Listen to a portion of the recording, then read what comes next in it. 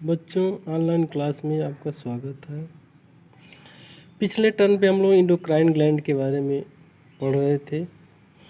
इसमें कुछ महत्वपूर्ण ग्लैंड्स भी पाई जाती हैं, ग्रंथियाँ भी पाई जाती हैं, जिसमें एक होती है मिश्रित ग्रंथि या मिक्स ग्लैंड जिसको कहते हैं।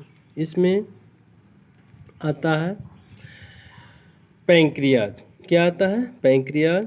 यह मनुष्य की उदर गुहा में यानी एलिमेंट्री कैनाल में लगभग 15 से 20 सेंटीमीटर लंबी गुलाबी रंग की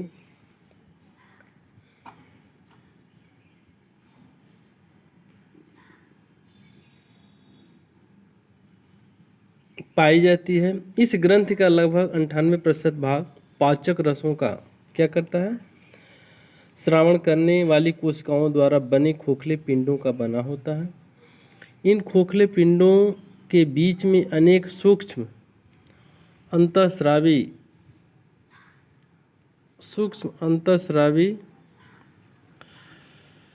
ग्रंथियां पाई जाती हैं, जिन्हें लैंगरहैंस के द्वीप आइसलेट ऑफ लैंगरहैंस कहते हैं।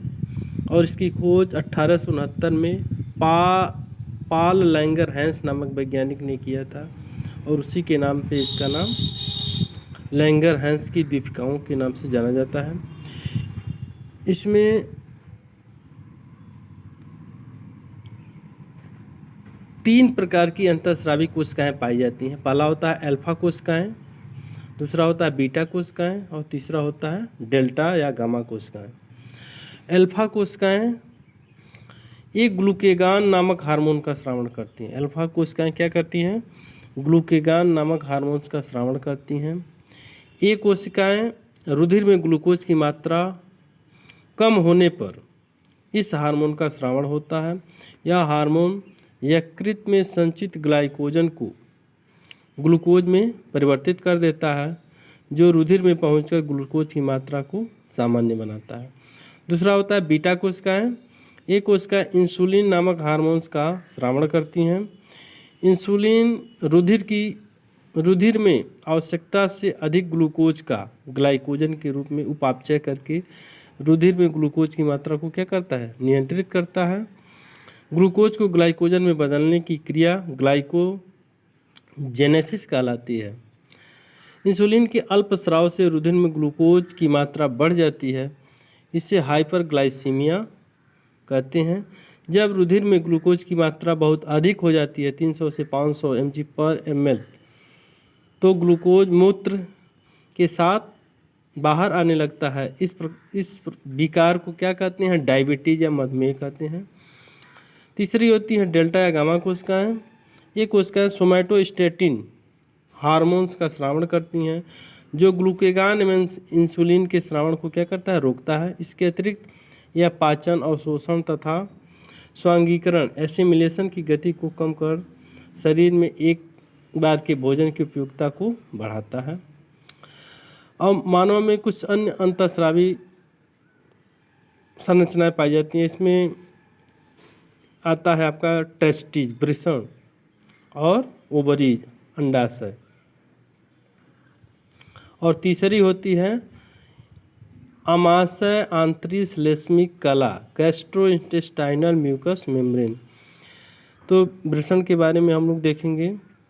वृषण जो है, वृषण में लेडिंग सेल्स पाए जाते हैं, और ये लेडिंग सेल्स छोटे छोटे समूह के रूप में पाए जाते हैं, और ये नर हार्मोन्स क्या कहते हैं? एंड्रोजन्स या एस्ट्रोजन्स का स्रावण नर हार्मोन्स एंड्रोजन का स्रावण करते हैं, जिसको टेस्टोस्टेरोन हार्मोन कहा जाता है। किशोरावस्था से लेकर के वयस्क अवस्था तक प्रचुर मात्रा में स्रावित होते हैं। यह हार्मोन जननांगों के विकास तथा स्पर्मेटोजेनेसिस का अर्थ होता है स्पर्म का बनना। स्पर्म बनने में क्या करते हैं? महत्वपूर्ण भूमिका निभाता है। उसके बाद आता है ओवरीज। अंडाशय से अनेक प्रकार के हार्मोन स्रावित होते हैं। अंडाशय यह स्त्रियों में पाया जाता है। यह 3 प्रकार का हार्मोन स्रावित करता है। एस्ट्रोजन, प्रोजेस्टेरॉन और रिलैक्सिन। एस्ट्रोजन हार्मोन क्या करता है? ये नारी विकास हार्मोन भी कहलाता है। यह फीमेल सेक्स ऑर्गन भी कहलाता है।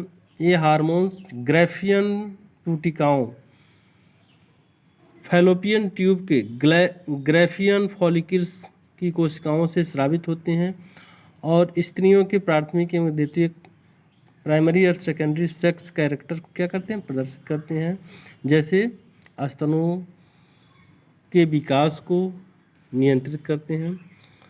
दूसरा होता है प्रोजेस्टेरॉन। यह हार्मोन का स्रावण अंडाशय में उपस्थित कार्पस लूटियम नामक पीली ग्रंथ से होता है। यह ग्रंथ ओवुलेशन के बाद अंड निक्षेपण, अंडे के बनने, अंड उत्सर्ग, अंड निकलने के बाद प्रत्येक ग्रैफियन पुटिका से विकसित होती हैं। प्रोजेस्टेरॉन का कार्य गर्भाशय को गर्भधारण के लिए तैयार करना होता है। तीसरी जो हार्मोन्स होते हैं रिलैक्सिन। गर्भावस्था के समय रिलैक्सिन हार्मोन्स कार्पस लूटियम व आवर प्लेसेंटा से स्रावित होता है। यह गर्भाशय के छिद्र को फैलाकर शिशु जन्म को सुगम बनाता है एवं दुग्ध स्रावण में भी क्या करता है? मदद करता है। अमाशय से आंतरिक श्लेष्मा, गैस्ट्रोइंटेस्टाइनल म्यूकस मेम्ब्रेन, इसमें गैस्ट्रिन आता है, सिक्रेटिन आता है और कोलिसिस्टोकाइनिन आता है। गैस्ट्रिन क्या करता है? गैस्ट्रिन नामक हार्मोन्स का स्रावण करता है जो अमाशय में HCl तथा पेप्सिन के स्रावण तथा अमाशय की तरंग गति को प्रेरित करता है। सिक्रेटिन या ग्राणी तथा मध्यांतर को श्लेष्मिका से इस हार्मोन का स्रावण होता है।